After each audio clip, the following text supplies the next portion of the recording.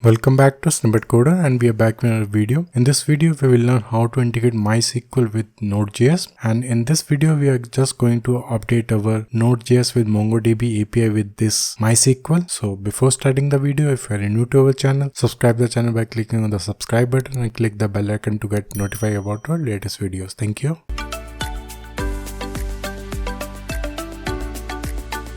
So in our application in the Node.js, we are going to use this package, that is MySQL, and this package will be used to connect our MySQL database with our Node.js. So documentation is very straightforward, and they are providing all the documentation for that, how to connect it and what all is required. Everything is mentioned in the documentation. So the second thing we required is we require the MySQL community server. If we are doing the local development, then we can download this community server and also download that MySQL workbench, and that will be used to create our MySQL database and all. So if you are using any other PHP, MyAdmin, anything, you can also use that thing also. But in the Windows, this is recommended so that you have the proper UI to deal with the database and create a table structure and everything. So now let's move further, and we will create a database first for our application which we are going to use.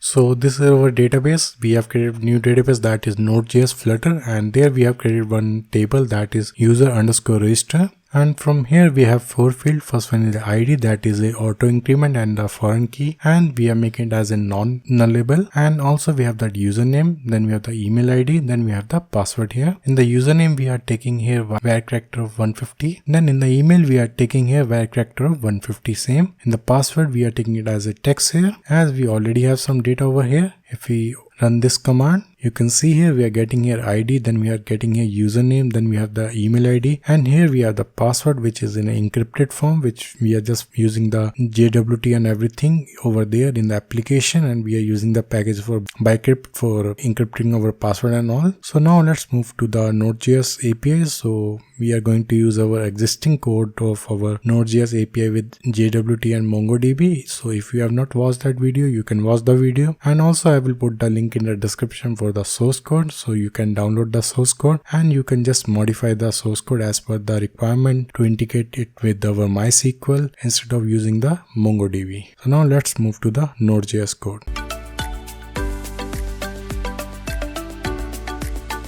So this is the application of Node.js with JWT and MongoDB, which we have created in our previous video for that JWT login and registration with the Flutter application. And here we have to do some modification and all. Before that we have to add the package here, and we will open the terminal from here. And from here we will run the command npm install --save MySQL. So it will add the package in our package.json file, you can see here. And also we don't require MongoDB and all. Then we will remove these packages from here and we will save it. Then from here we will call npm install. So now we will modify our config file, and from here we will open db.config.js file, and here instead of using our MongoDB we will just import our MySQL. Here we have constant MySQL is equal to require, and here our package of MySQL. Then here we will create constant connection string, and here we will add the detail for our MySQL server. So first one will be the connection limit, and we are putting here 100. So this is very important because we have to put the limit for the connection for the open and closing a connection. Then we have the host here, and here we will put localhost because we are doing in the local. So if you are doing with the server, you can put the server IP or server address here. Then here we will put user, and here we are using the root user. Then we have the password, and here we have to put the password for our MySQL. Then we have the database, and here we will put the database name. We have the database name as Node.js-Flutter. Then we have the debug. We can put it true or false as per our requirements. If we want to debug any MySQL queries and all, then we can put here true, else we can put here false. So by default it will be false. Then we have the port number, because MySQL run mostly on that port number, that is 3306. Now here we will create one more constant db is equal to MySQL dot create pool. So instead of creating the connection and managing connection one by one, we can just create the connection pool here. For that we are using here create pool, and here we will pass our connection string, that is connection string. So from here we will just export our DB, because here we have created a connection pool and all. Then this DB we can use anywhere where we have to use any use of our MySQL and all in the Node.js application. So now we will go to our user controller file, and from here we will do some small modification, and we will go to our login method. From here, instead of passing the username, we are just putting here email, because we are going to put the validation in the email part, and we will copy this and we will paste here, and rest of the code is same, so we don't require anything else. So now the main implementation will be in the service. So if we are following this architecture, so there will be no major changes in the application. You just need to do the changes in our service file only, and rest of the code is always same. In case if you are using right now the MySQL, in future if you want to use SQL Server, Oracle or any other database, you just need to modify your user.service file, and then whole application will work according to the requirement. So here we have to modify our login function, and here instead of putting a username we will put here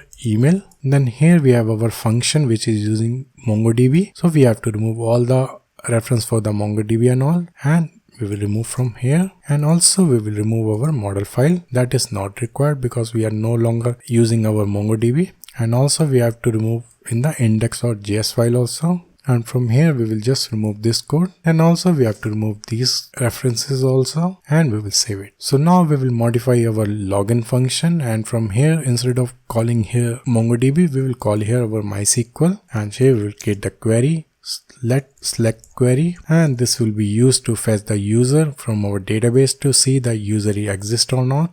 And here we will put select count star as total, then we have to put double question mark from double question mark. So we are not putting here that field name from here in that variable to avoid the SQL injection and all. For that reason we are using the proper parameter function and all, and here we have from, and here will be the table name. Then here we will put where double question mark is equal to single question mark, and the single question mark will be our value, and we will put here limit 1. That means we will get only one record on the basis of the condition if it is satisfied. Then here we have let query is equal to, and here we have to import our MySQL constant MySQL is equal to required MySQL, and also we have constant db is equal to required .config / db.config. Then here we will put MySQL.format, and here we will pass the select query, comma, and here we have to provide all the parameters. First one is our field name, and the second field we are putting here password. Then we have the table name here, this one we will put here user underscore register. Then we will have third parameter, that is email, this one. Then here we have to pass that parameter value, this one, which is coming from our API body, and we will remove this code. Then here we will put, before that we will comment this code, and here we will put db.query, and here we will pass our query. Then we have error data, and here we will check if error. Then from here we will return our callback in the same way which we are doing earlier, and we will copy this code and we will paste here, and here we will pass our error, and here we will check if data index 0, because we are only picking the first record from that data which is coming, total is equal to, because this is a field, is equal to 0. That means we have not found that particular user. Then from here we will return our this code, we will copy and we will paste here. So this will be the callback, and we will give the error to the user, that is invalid username or password. In the else condition we will just check here this condition, we will copy and we will paste here. And here instead of using our user, because we are not using MongoDB, we will just put here data index 0 dot password, because we are already passing the second field here, and that data will also come here. And here we will check if the password is matched, that means user is successfully logged in. In the else condition we will just throw this error invalid username password, and here in the else condition we will just get the token here, and then that will be the same, this one, and from here we will return this one. And here instead of passing any user information we will just pass here token, and if we require to pass any user information we can just create any object and we can just pass here, but as of now we don't require anything else, we just require the token here, and we will save it. So now we will remove this code. So what we did here, we have just modified our login function to integrate our MySQL in our Node.js API. And here we have created one query with our parameters and all. Here we have count as a total variable name. Then we have question mark for our password field. Then we have that question mark for our table name. Then we have the question mark for our email field. And here we have the single question mark for our variable field. Then we have our limit 1, that means it will give us only one record. Then here we are just executing db.query and here it will be executed. Then here we are checking error or data. If there is any error, we will return the callback here with the error. Else, if we are getting any data, we are just checking here if the data index 0 is dot total, that is that variable value is equal to 0, that means no user found, and we will throw the error here invalid username password. In the else condition, we are just checking here the password with comparing the password with our user provided password and the database password. If it is matched, that means user is successfully logged in, and we are just getting the token here. And here we have to change it to email because we are not using any username. We are just checking on the basis of that email ID. Then here in the else condition, we are just calling here invalid username password. So now we will modify our register API also. After that, we will do the integration testing with our Thunder client and all. And here we have params.username. If undefined, we will just throw the error here, username required. Same way we can do for the email ID also. Dot email is equal to undefined. Then we will throw here email required. Then here we will create the query here, let select query, and this query will be used to check if that email ID exists in the system or not, because previously we are using the MongoDB and in that we have installed a plugin for that validator and all for checking the unique username, or you can say the email ID. But here we have to check it with our table by putting the condition of that email ID. Here we have select count star as total from double question mark where double question mark is equal to question mark limit 1. Then we will have let query is equal to MySQL dot format, and here we will pass select query. Then we have the parameters here, and the first one will be our table name user register, because we have that first question double question mark here after from. Then we have that second one for that field name, that will be our email ID, and here we have to pass our data for this email, and we will put here params dot email. Then here we will call db.query, and here we will pass our query. Then here we have error data, and here we will check if error. Then we will call back here error.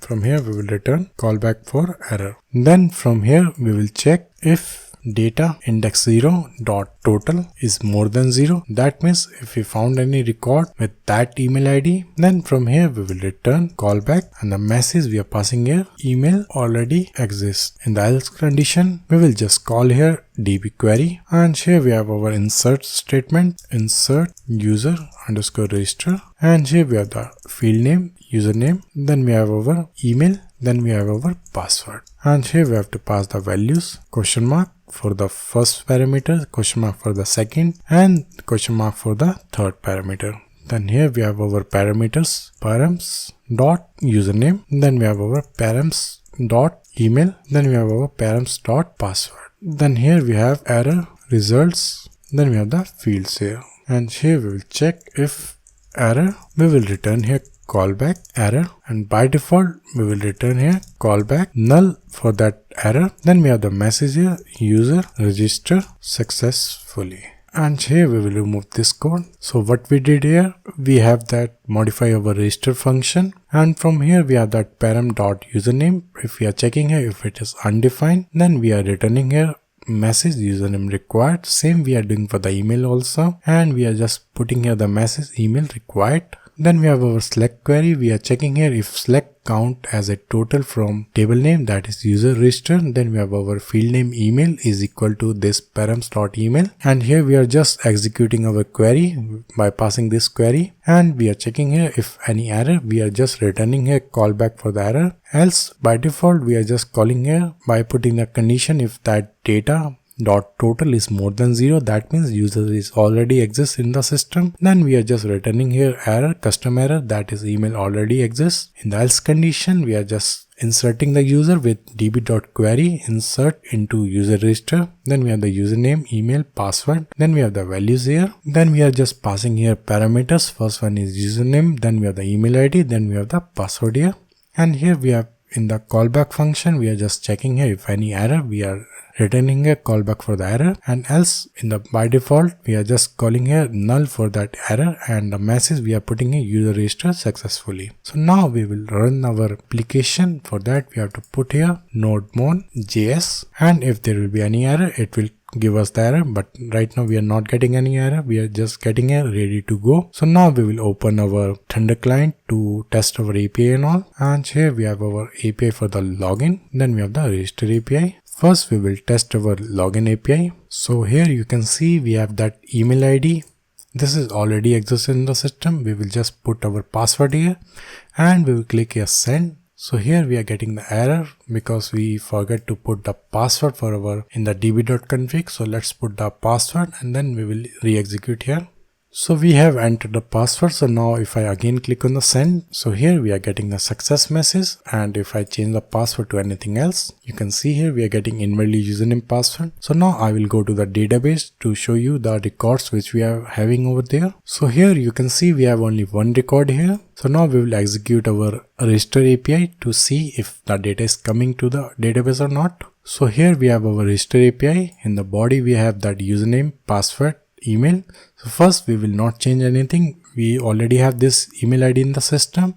We will just click on the send to see we are getting the error or not. So here we are getting email already exists. So now if I change anything else, and I will change it to raman@gmail.com. If I click on the send, so now here we are getting user registered successfully. So now let's go to our database to see. So here if I re-execute the statement, now you can see here we have another record added in the database, that is Raman username, and then we have the email ID. So now here we are just putting that duplicacy check for the email, not for the username. If you want to do for the username, you can do in the same way which we did for our email ID. And here we have the password. So now we will go to login to see that login is working or not. So here if I go to that login API, from here we will change that email, and if I click on the send, it will give us that invalid username password because this password we have not entered in our register API. So now if I click on the send, you can see here we are getting here invalid username password. So now if I copy this password and if I paste here, that is 123456. Now if I click on that send request, you can see here we are getting success here because the password is valid now, and we are getting the token also here. And now if I change the email ID to something else, here we are getting invalid username password because this email ID not exists in our system. So that's all in this video. I hope you like the video. Don't forget to subscribe to the channel, like, comment, share. I will come back soon with another awesome videos. Thank you for watching the video.